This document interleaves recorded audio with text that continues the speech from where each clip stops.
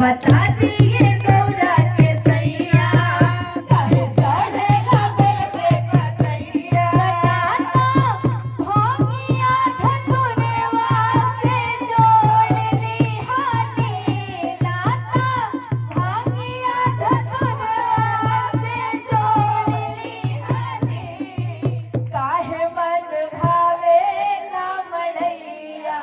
महल में रहल छोड़ दिहानी मन भावेला मड़ैया महल में रहल छोड़ दिहानी बता दिए गौरा के सैया काहे छोड़ला बेल के पतैया बता दिए गौरा के सैया काहे चढ़ेला बेल के पतैया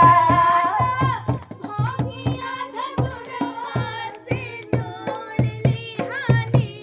नाता भोगिया धतुरवा से जोड़ लिहानी काहे मन भावेला मड़ैया महल में रहल छोड़ दिहानी काहे मन भावेला मड़ैया महल में रहल छोड़ दिहानी मिला पलानी पानी बरसेला सावन के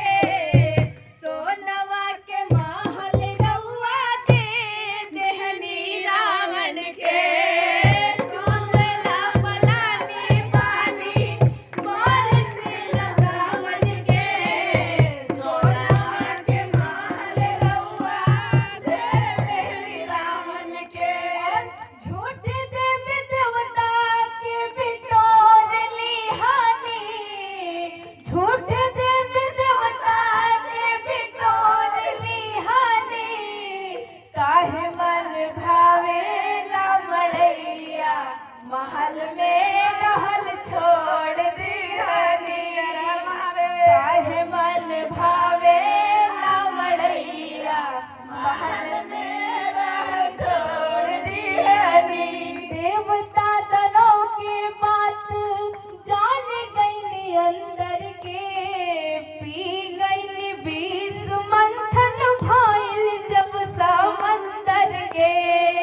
देवता दानव के बात जान गईनी अंदर के